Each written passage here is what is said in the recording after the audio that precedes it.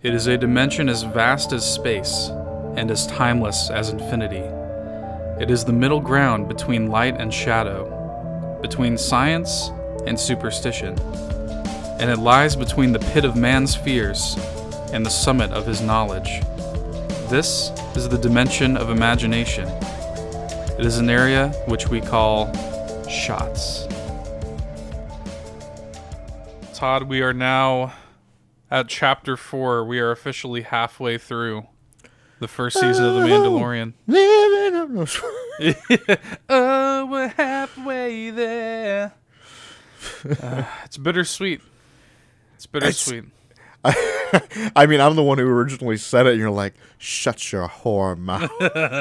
You shut your blasphemous mouth. That's kind of where I'm at, though. I'm just like, don't. I don't want to imagine a reality. I don't know how I'm going to feel when it's over, and I'm like, season 2? Yeah. I mean, it's nice that season 2 is already well underway. As a matter of fact, it seems like it's already in pre-production, because Jon Favreau's already been posting nice pictures on Instagram, so it seems like they're going to be kind of getting the ball rolling on season 2. So I'm wondering if they knew that it was going to do as well as it is. Yeah, it has actually. I don't know if you saw this. It recently usurped Stranger Things. Yeah, I saw that as the most watched or most talked about television show. Well, it's so good in current pop culture. So fucking good, man. There are a lot of people who sort of I was actually watching H3, and they were talking about how much they hate the modern Star Wars movies, and The Mandalorian is the true Star Wars and shit like that. That's a common thing I've been seeing. I've said it multiple times. I had to watch some of the newer stuff multiple times to really enjoy it. Especially The Last Jedi. I was definitely I do like that movie way more now than I did originally. Because Ryan, subvert your expectations, whatever the Well, the commentary on the sequel trilogy aside, I really do think that The Mandalorian, pound for pound, is some of the best live-action Star Wars content available. Just really good across the board. Yeah. But enough about that, Todd. Let's talk about Chapter 4. Again, I just want to preface this episode, as always, full spoilers. We are going full spoilers for this show. If you have not seen Chapter 4 of The Mandalorian, go watch it, come back, listen to the rest of this episode. Chapter 4, titled Sanctuary, Todd. Before we can really get into it, all they need to do now is just add a subtext to The Mandalorian and just call it The Adventures of Yiddle. Yeah, exactly. He's the true main character. God damn it, I would die for that little baby. I would die for you. I think it's funny is I think somebody made a just totally tangent, but somebody made a cartoon of it. It's essentially from the show Brooklyn Nine-Nine. It's like one of the characters that's known as a hard ass gets a dog, and it's I've only had this dog for 2 days, but I would die for her. Pretty much. Somebody basically did a cartoon of the Mandalorian holding Yiddle. Same shit. It's essentially true. It's one of those things where it's just so you fall in love with him immediately. Oh, immediately. He's just so damn cute, so pure. Mm-hmm. Right out the gate. I'll start talking about this episode by the big surprise at the end to me when the credits start to roll and it says directed by Bryce Dallas Howard. Yeah. That was a huge shock to me. Not just because Bryce Dallas Howard, I don't think she's really directed much before. And then on top of that, of course, the Howards having a direct correlation with the Star Wars franchise, with Ron Howard obviously being the director of Solo. So really kind of interesting that she directed this. And honestly, it's really cool to see 2 back-to-back episodes of The Mandalorian directed by women, and they're both some of the best this show has had to offer so far. Because this episode was great. It's just kind of cool to see. When her name popped up, I was like, Jesus. I It's like, I'm trying to seriously? see it. I'm trying to see. So yeah, she's directed before, but like not like very often. Like dude, like I'm like looking through her her filmography, Right. and it's like I see that like in 2006, it's a short film that she was a director and like a co-writer for. Like she's basically directed like some short films Small and shit. scale stuff. Yeah. Not fucking Star Wars. And I mean, this was a Star Wars ass. You know, I mean, this is the Mandalorian is as Star Wars as it gets. You know what I mean? And so Yeah. it's just cool to see that she's kind of like picking up the mantle. Her father, of course, directing Solo, and now she's directing an episode of the Mandalorian. Just cool to see the Force run strong within the Howard family, Todd. But yeah, let's kind of just go through. Let's just recap the episode. I think that's kind of the best way to get our thoughts concisely. So to open the episode, it sort of opens with what I thought was a flashback. I mean, you weren't alone in that. I definitely thought it was a flashback too. But it turns out it was actually I thought maybe because of the thumbnail of the episode, I knew that the character of Cara Dune was going to be introduced in this episode. So I was like, okay, maybe this is a flashback from her past or something like that, because it's basically a mother and her child. Mm-hmm. And their kind of like small fishing village on this like backwater planet gets raided by Klatooinian raiders, which I honestly, when they first popped up onto the scene, I was like, what the fuck, is this a new alien race? Turns out it's not, but it is a oft unseen alien race. We haven't really seen much of the race, so you would be forgiven for thinking that it is a new race. And yeah, their entire village gets raided summarily, and they survive.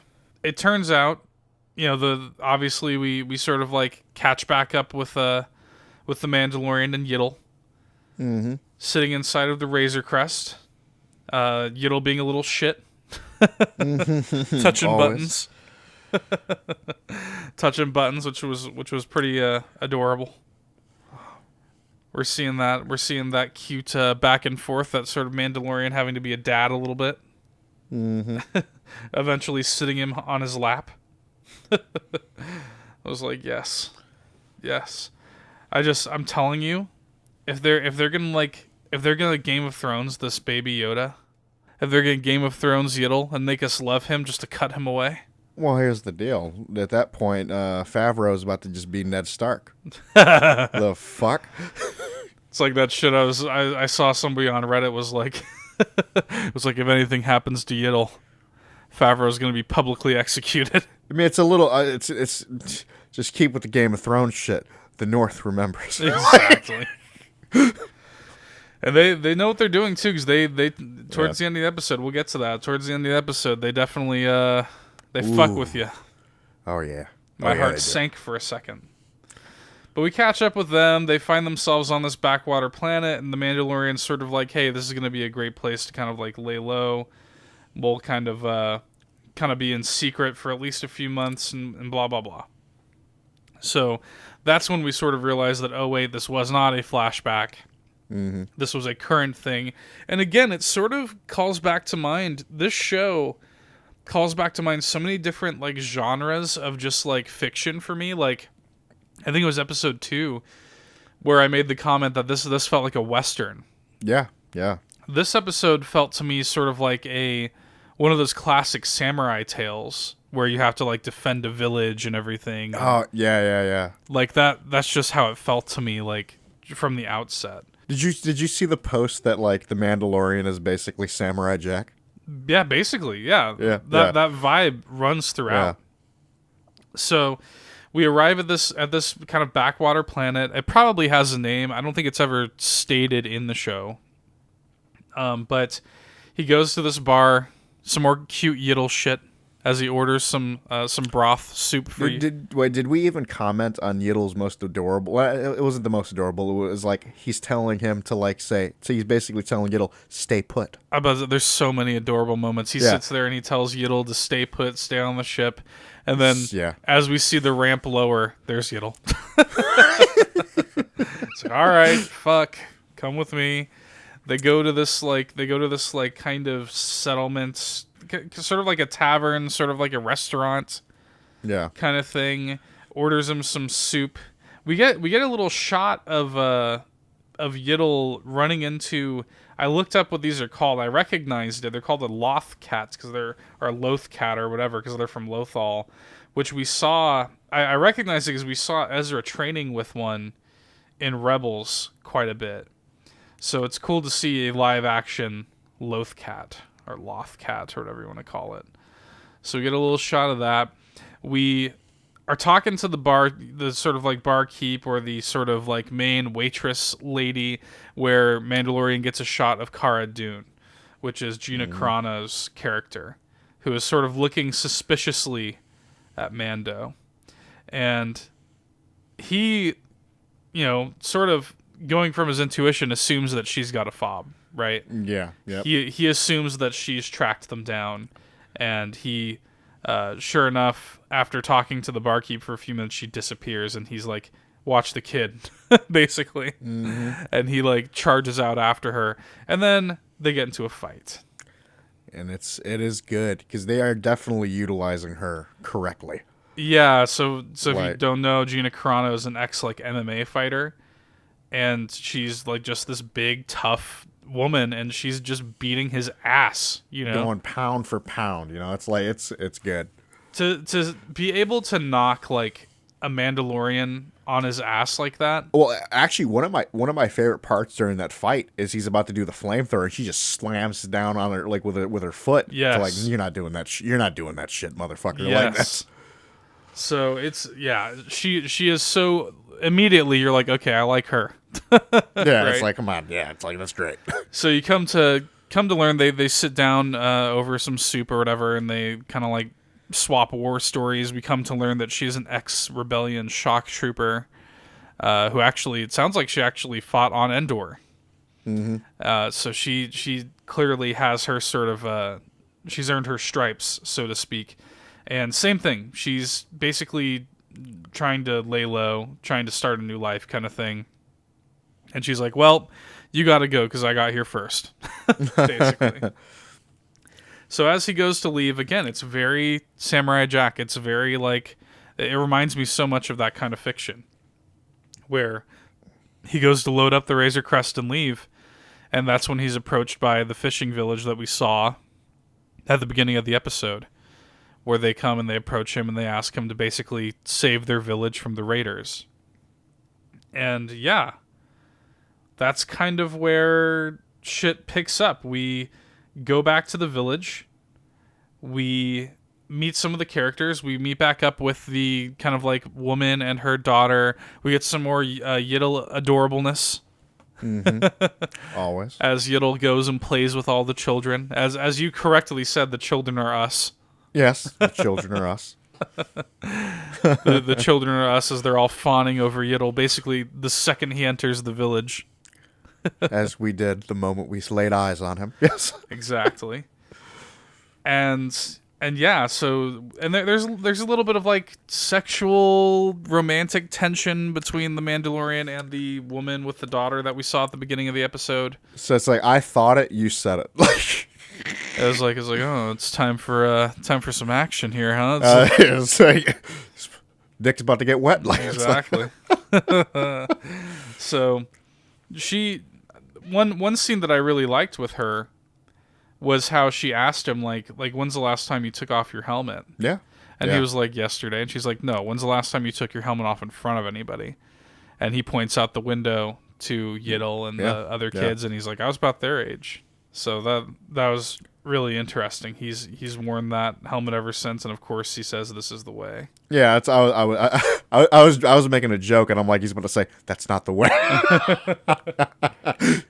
So really cool. I liked that scene a lot. They then are going to track the raiders' footprints, and they notice that, oh shit, it's not just raiders. Oh yeah, they've got an ATST. Which is interesting. I'm sort of wondering, do you think that Mando knows that just from seeing it on his planet when he was younger? Or is that something that... Because it would make sense that Cara Dune knows that. Yeah. She would recognize a footprint left by an ATST. I mean, I feel like he's been around, I feel like that might just be something. You know? I suppose. Maybe just something that he came across over the years, I guess. I don't know. It was interesting. But that's when they basically nope out of there. The Cara Dune and Mando go back to the village, and they're like, hey, yeah, nope, not going to happen. Y'all shit out of luck. Y'all shit out of luck. We fucking... We were going to do this, but hey, we didn't realize that in ATST. We're just two people. There's only 2 of us, and then somebody in the crowd, but there's 20 of us. It's like, yeah, but you're all pussies. Y'all don't know how to fight. We can learn. Y'all are all just but humble farmers. And that's when we get the good old montage. Gonna have a montage. Yeah, so montage time as Mando and Cara are teaching them to fight and shoot and build defenses and stuff like that. And it's, it's a solid montage. Again, this show is taking things that we've seen before. These are classic, like kind of like fiction. It's like I can't remember how many times I've seen this specific scenario. You know what I'm saying? Like exactly. Like it's like all right, but with the circumstances surrounding everything else, you put that completely aside, and you're just you're just totally on board, right? So. Anyway, the plan is that basically Mando and Cara are going to draw the raiders out to the village where they have dug a sort of enormous pond as a trap for the ATST, because we all know, Todd, these chicken walkers, all you got to do is get them down. Take out the legs, it's over with. It's even the same thing with the AT-ATs, right? Yep, sweep the legs. As long as you manage to get those legs down, it's all over. So, yeah, the Mandalorian and Cara sneak into the raider camp. They're drinking some sort of like kind of blue liquid, which I'm wondering what the deal is with that.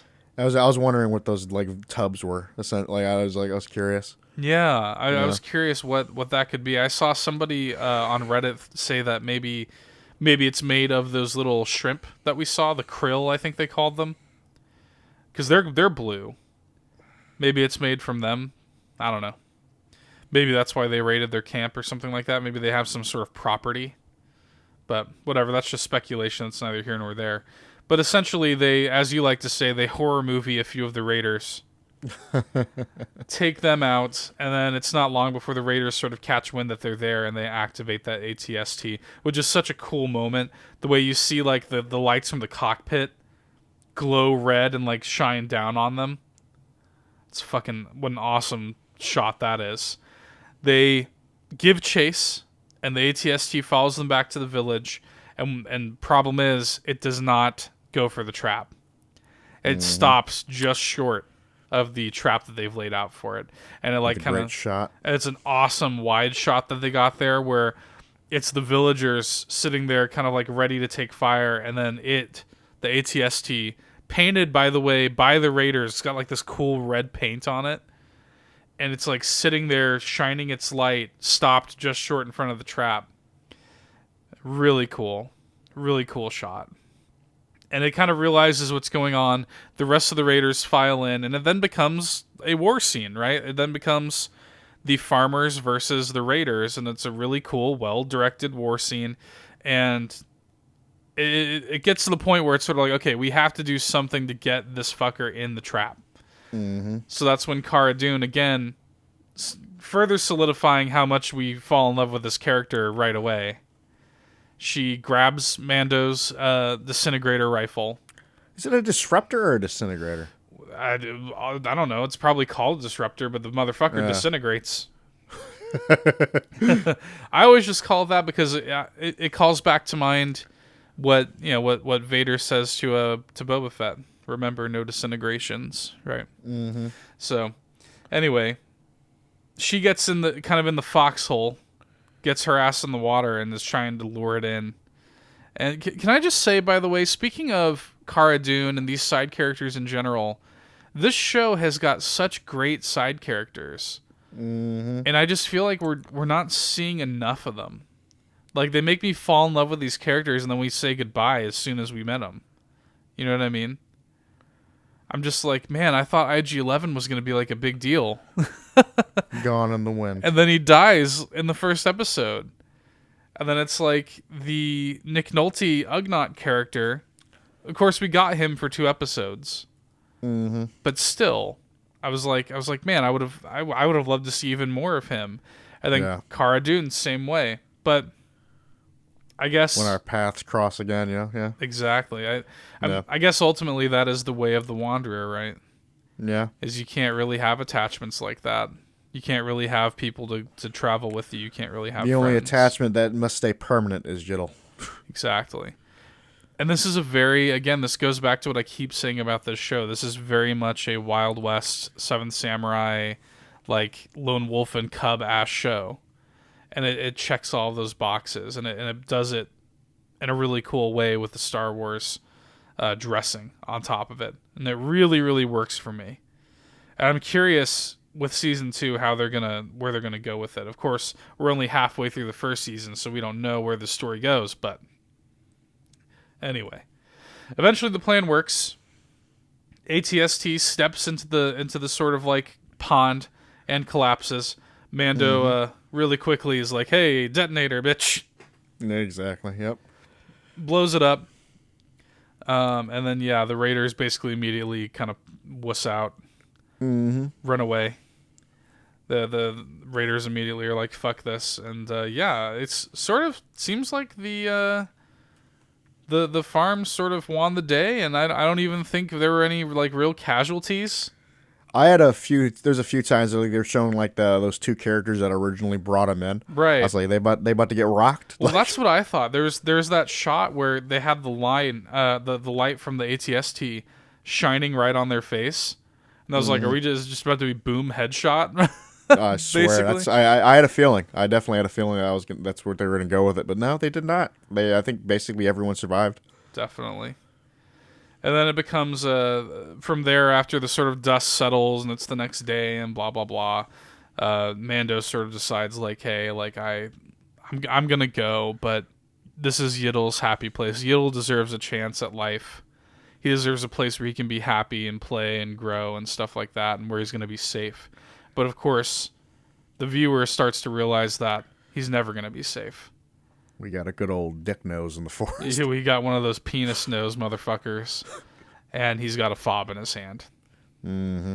And he has tracked them all the way to this backwater planet where even Mando thought that they were going to be unfindable here. Mm-hmm. So if he thought that, then truly there is no place for them to hide. Yep. They're just always going to be running, and they're always going to be fighting. How does that shit work? The fob? Yeah. It seems like it's proximity based. But how is it tracking him? It's got to be based on some sort of like DNA signature or something like that. That they got somehow? Well, so for example, they give them, so you got to think back to that first episode. They give him a fob, right? And he asks them for some numbers. Yeah. Which I think is what's tied to his DNA signature. And they're like, we only have the last 4 numbers, and part of it is his age. Or whatever. Interesting. It's interesting. So there's a lot that we don't know lore-wise about how exactly that stuff works, but it seems like, it must be some sort of trace from their DNA. Which may come into play later. I mean, maybe they find a way to alter that. And maybe they find a way to fuck up the whole fob system. Again, there's a lot that, and I mentioned this, I think, in the last episode. There's a lot that I still want to know about the Bounty Hunters Guild and just the way that all works. I'm hoping these are questions that we get answered, because I find that really fascinating. Just the puck system and the fobs and all of that. I would like to know exactly how that stuff works. But of course, they have to give us some more shots of Yiddle just being happy and playing with all the kids on this idyllic sunshine planet. And we approach the woman that the sexual tension has been happening with. Mando kind of pulls her to the side, and he's like, hey, like, I'm going to leave. The kid's going to stay here. She's like, oh, we want you to stay. You should take off your helmet. And he's like, nah. That's not the way. I will not remove my helmet. Not even for a woman. I respected that he let it move a little bit. He did let it move a little bit.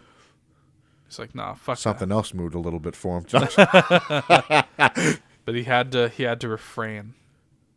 He can't just settle down. Can't just watch Yiddle grow up from afar like that.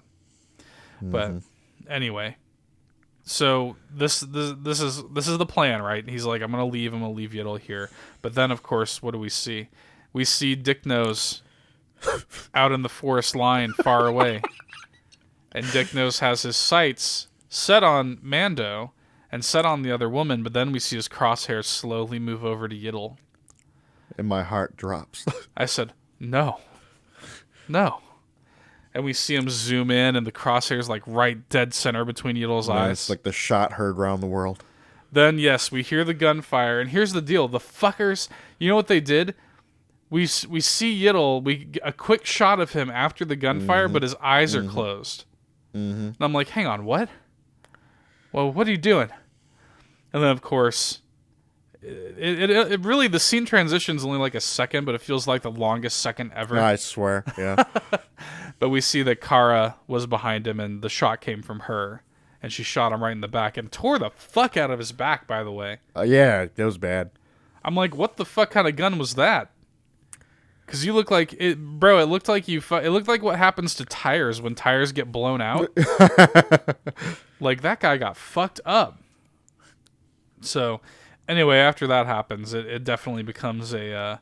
It's like, yeah, no, this is not going to work. We're going to have to grab Yiddle and get the fuck out of here. We're always going to be fighting. We're always going to be running.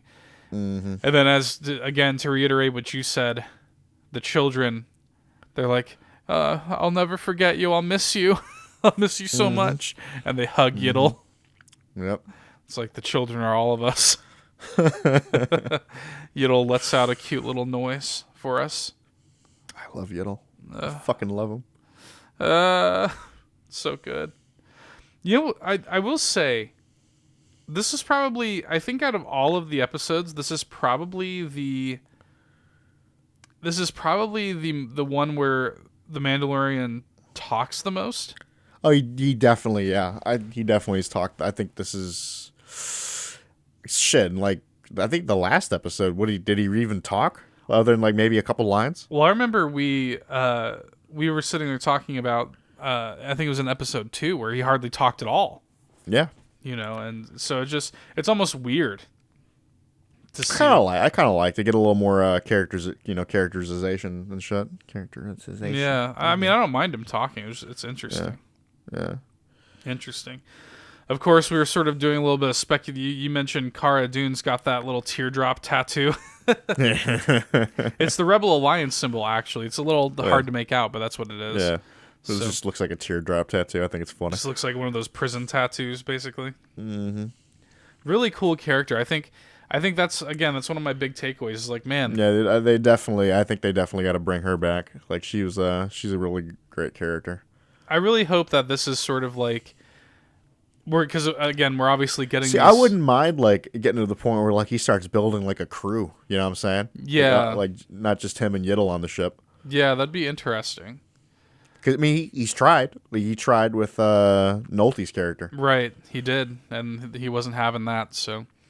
And it seems like she would be the perfect person to have on the crew, too. They're both running. There's fobs out on both of them. So why not? Maybe that is something we'll get eventually. This is only episode 4. Yeah. So, I don't know. That's pretty much the play-by-play of the episode. I had heard one of our mutual friends had told me this is the longest episode yet. I didn't feel that way.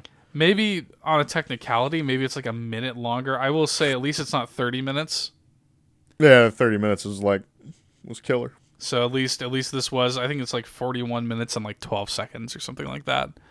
So a very good episode. This show continues to be a highlight of my week. Yeah, I think I even said it like as the credits rolling. I'm like, this just makes my Friday like good. Yeah. Like I look forward to getting off of work and just like coming home and watching it. Just great. Just what an awesome show. They dropped the ball not having that Yiddle merch ready to go. Bro, I'm so prepared to drop so much money on Yiddle merch. If there's a Yiddle plush available right now, you better believe it would be mine. Mm-hmm. Ugh. I swear. I want to swaddle it. I want to buy a crib for it. Oh god, that shot of him in the crib was so adorable. And I don't even know if you brought up one of my favorite shots of Yiddle is actually during the fight, the fight Yes. between Cara Dune That's gonna be the Mando. really big memeable moment. Oh, that is the memeable moment. It's just like as they're fighting, they got each other's gun on each other, and you just hear. I saw one on one of the subreddits. It was like my mom and dad fighting, me in the background with some chalky milk. Oh my god, this is completely off tangent, but I bought chocolate milk today. Yeah. And it's like this Belgian chocolate milk from like work. It's like my store brand, like specialty brand, private selection. Bro, this was some of it. Like, dude, this is like the fucking thickest chocolate milk I've ever drank in my life. Some gourmet shit. Dude, this shit kind of had my stomach feeling some sort of way. It was so thick. Damn. Like I took a drink and I was like, oh shit. Well, It's now like drinking straight cream. now you can pretend that you're Yiddle drinking some chalky milk. Anyway, that's pretty much all I got for this episode for Chapter 4 of The Mandalorian. Todd, did you want to shout out anything else about the episode? I think that was about it. I think we covered it. Yeah, I like to just sort of recap the episode, just kind of go over my notes of the episode and just sort of like recap the events of it, comment on it as we go. It's it's a very, very special show. And bravo, by the way, fucking Bryce Dallas Howard. Yeah. What a cool surprise that was at the end. I wonder if there's going to be any other like secret directors. Yeah, now I'm kind of just like looking forward to seeing like at the end there who directs it.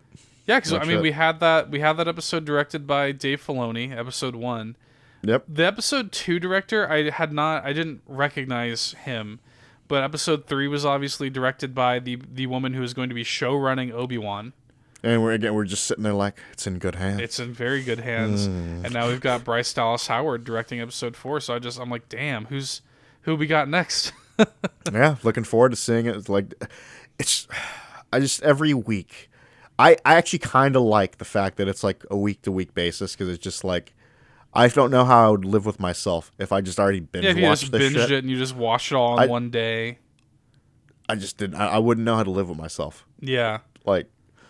Yeah, no, I like the sort of ritualistic nature of it. Yeah. I like that it's an event. I like that I can watch it every week. So, anyway, that's all I got. Chapter 4, The Mandalorian, Sanctuary. Very good episode. But we will catch you guys next week for Chapter 5. Bye. See ya. Hey there, thanks for checking out another fantastic Nerd Bourbon video. If you like what you saw and you want to see more, be sure to go ahead and subscribe, leave us a like, drop us a nice comment, or I guess a mean one if that's your prerogative. But until next time, get dunked on.